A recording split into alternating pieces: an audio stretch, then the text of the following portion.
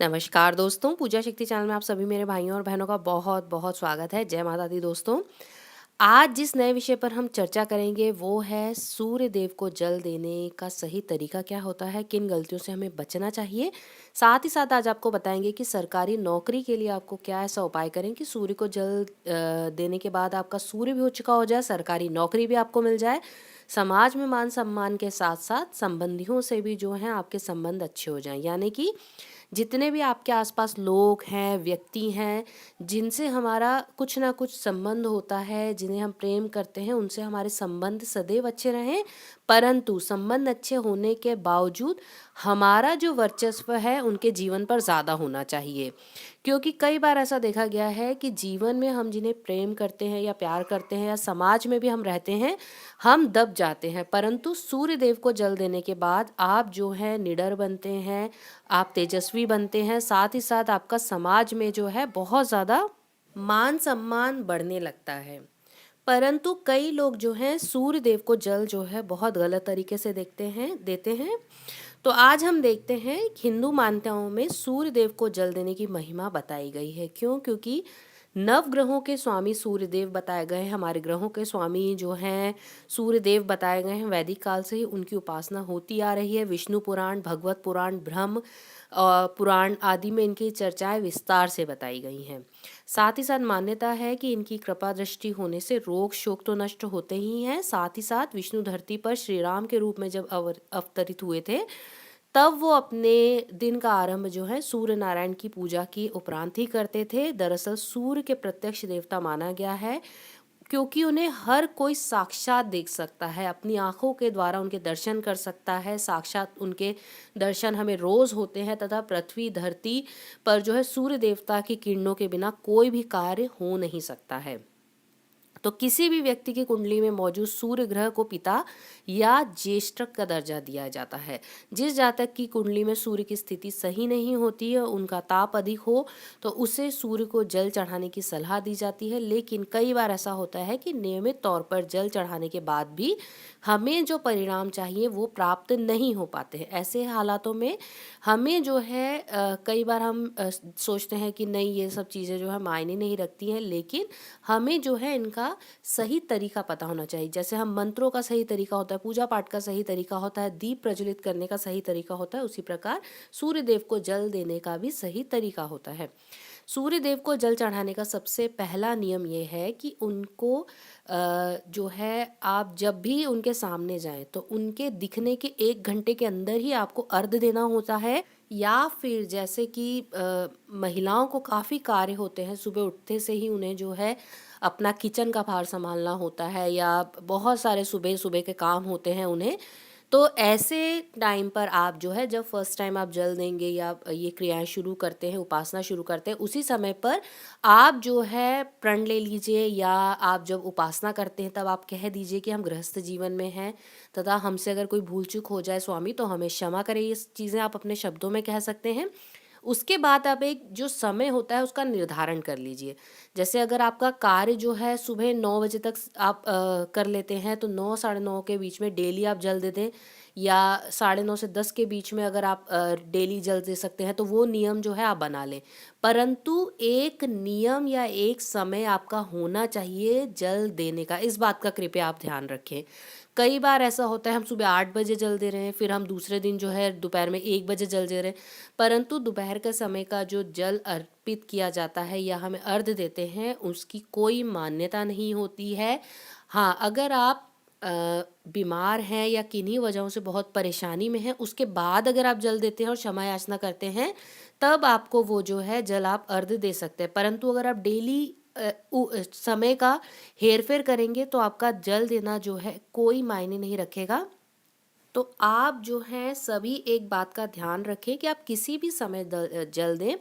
जैसे सूर्य जब उगता है उसके 1 घंटे के भीतर ही हमें जल जो है अर्पित करना होता है। अगर आप वो नहीं कर सकते हैं तो आप अपना एक नियम बना लीजिए और उसी समय पर डेली जल देने की जो आपकी पूजा है वो करें। तभी आपको निश्चित तौर पर जो है इसका फल मिलेगा।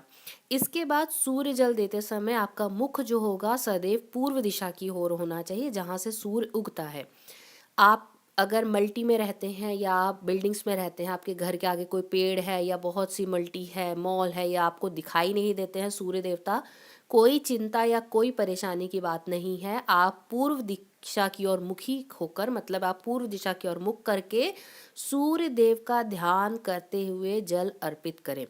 कभी भी आपका जो मुख होगा उत्तर, दक्षिण या पश्चिम की तरफ नहीं होना चाहिए, केवल पूर्व दिशा का मुख करके।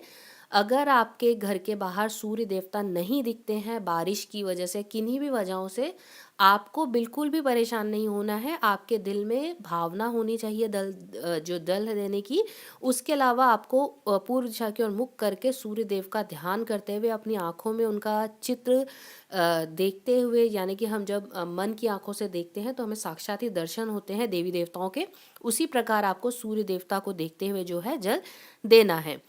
अब अगर आप जल देते हैं, उसमें पुष्प और चावल अक्षत यानी मिला सकते हैं, परंतु किन्हीं कंट्रीज़ में जैसे पुष्प नहीं मिलते हैं, कई महिलाएं जैसे घर पर ही रहती हैं, उन्हें पुष्प नहीं मिल पाते हैं, बिल्कुल चिंता नहीं करनी है, क्योंकि पूजा पाठ में केवल आपकी भावना ही भगवान देखते हैं। सदैव सदैव इस बात का ध्यान रखें। सामग्री जो है, बहुत हम जब पूजा पाठ बहुत गहन चिंतन से करते हैं, मंत्रों का उच्चारण करते हैं, परंतु अगर हमारी परिस्थिति नहीं होती है तो देवी देवता कभी भी इस चीज़ के लिए नहीं कहते हैं कि आप ये पूजा करें।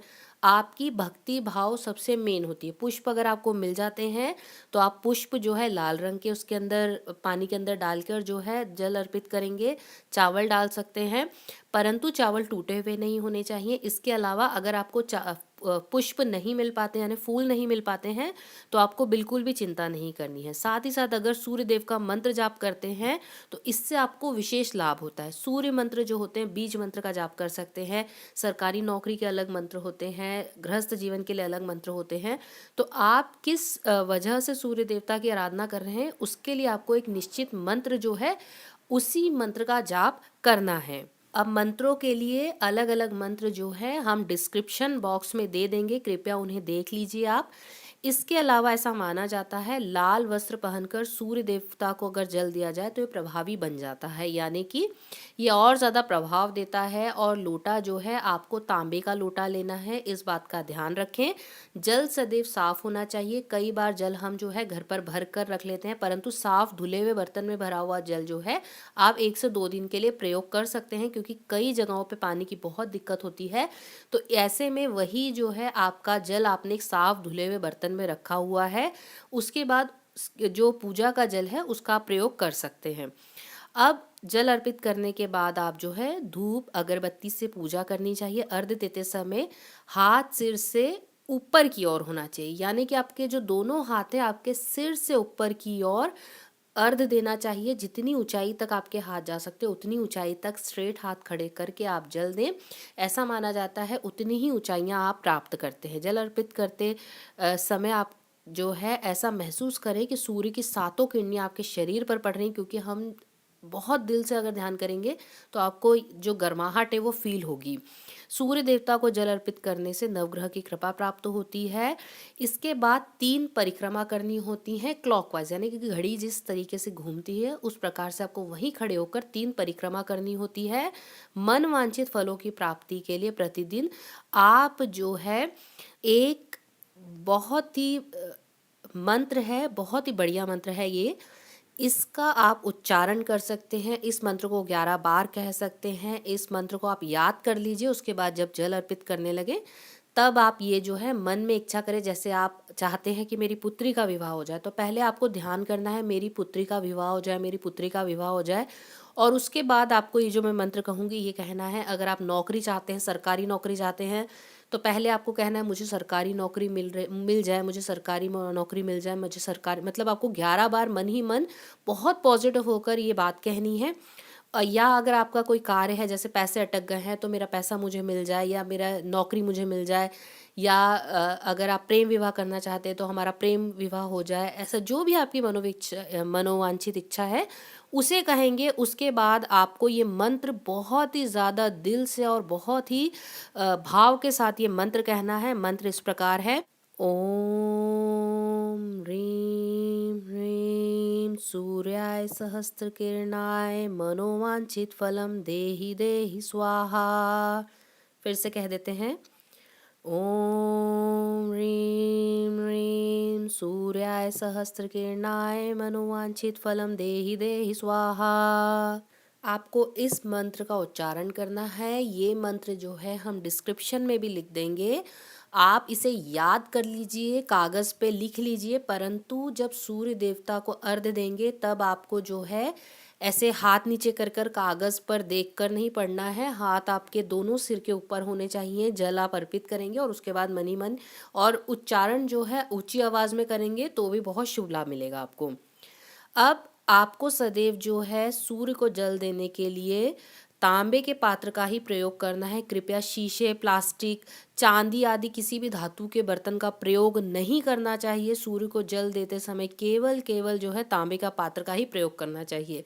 चांदी क्योंकि चंद्रमा का प्रतीक मानी जाती है, ठंडा होता है उसका जो गुण होता है, और सूर्य देव जो होते हैं अग्नि यानी तेज के देवता माने जाते हैं। तो आप कभी भी चांदी के बर्तन का प्रयोग ना करें। साथ ही सूर्य को जल चढ़ाने के अन्य जो बहुत से फ़ायदे वो ये होते हैं कि आपके दूसरे ग्रह भी बहुत मजबूत हो जाते हैं। कई लोग अर्घ्य देते समय गुड़, चावल और जो है दूध भी मिक्स कर लेते हैं। ये अर्थहीन होता है, इसका प्रभाव कुछ नहीं लगता है। कुछ कहते हैं मंगल बढ़ जाता है, कुछ कहते हैं कि आपके जो दूसरे ग्रह हैं वो तेज हो जाते हैं। परंतु कुंडली के भाव देखकर ही ये कोई उपाय बताया जाता है। अगर आप सिर्फ और सिर्फ केवल भाव से जल देंगे तो भी आपको उतना ही फ़ायदा होगा। मीठा जल या गुड़ जब मिलाकर जल देने से आपको कोई फ़ायदा नहीं होने वाला है, ऐसा ग्रंथों में भी साफ दिया हुआ है। इसीलिए आप जो है केवल जल दें। अगर आपको कोई उपाय बताए जाते हैं मीठा जल या गुड़, तो आपकी वो कुंडली के हिसाब से बताए जाते हैं। ये सभी के लिए मान्य नहीं होते हैं, इसलिए कृपया बिना कुंडली को दिखाए हुए कोई भी ऐसा कार्य ना करें जो कि अर्थहीन हो। इसके अलावा मैं यहाँ पर कहूँगी कि अगर आप सूर्य देवता को जल देते हैं और आपको अपने शरीर में या हथेलियों में गर्माहट महसूस होने लगती है, सिर भारी होने लगता है, तो आप समझ लीजिए आपकी पूजा जो है बहुत आपने दिल से करी है और स्वीकार हो गई है। क्योंकि सूर्य देवता को जल देने के बाद हमें 11 दिनों के अंदर ही हमारे शरीर में गर्माहट महसूस होने लगती है, हमारे हाथ बहुत गर्म होने लगते हैं, सिर हल्का सा गर्म होने लगता है, शरीर में आपको गर्माहट और पसीना जैसे महसूस होने लगेगा। तो आप समझ लीजिए आपकी पूजा जो है निश्चित तौर पर स्वीकार ली गई है और आप जो है ये कार्य निश्चित तौर पर कर सकते हैं। आप आगे जो है जल देते रहें। शनि देव की कृपा दृष्टि भी बनने लगती है। मान्यता के अनुसार जीवन के काम काज में आने वाली बाधाएं दूर होती हैं, धन प्राप्ति के योग बनते हैं, ग्रह दोष नरक जितने भी नेगेटिव एनर्जी है कम होने लगती है, घर में सुख शांति का वातावरण बनता है, जीवन में कौशल निखर कर आता है, व्यापार काज जो काम है अच्छा बनने लगता है, तथा आप जो है कहीं ना कहीं आप में ऐसी क्षमता आने लगती है जो आप बहुत सारे लोगों को अपने साथ लेकर चलने वाले हो जाते हैं। यानी अगर आपका कोई ग्रुप है, कहीं ऐसी जगह कार्य करते हैं, तो आप जो है मेन बनने लगते हैं, धीरे धीरे आप जो है उनके प्रधान बनने लगते हैं। ये सूर्य देवता को जल देने के बाद बहुत से लोगों में ये जो निखार है वो देखा गया है कि उनमें जो है एक प्रधानता का गुण आता है, वो लोगों को साथ लेकर चलने वाले बनने लगते हैं। ख़ास तौर पर राजनीति से अगर आपका वास्ता है या आप सरकारी नौकरी में जाना चाहते हैं, किसी ऊंचे पद की कामना करते हैं, व्यापार में भी बहुत ऊंचा बनना चाहते हैं, बॉस बनना चाहते हैं, तो आपको ये कार्य ज़रूर करना चाहिए। तो भाइयों और बहनों, आज अपनी वाणी को यहीं विराम देते हुए मैं आशा करती हूँ आज का ये वीडियो आप सभी को बहुत पसंद आया होगा और हम फिर मिलेंगे किसी नए विषय पर चर्चा करते हुए। आप सभी का बहुत बहुत धन्यवाद मुझे सुनने के लिए। धन्यवाद दोस्तों।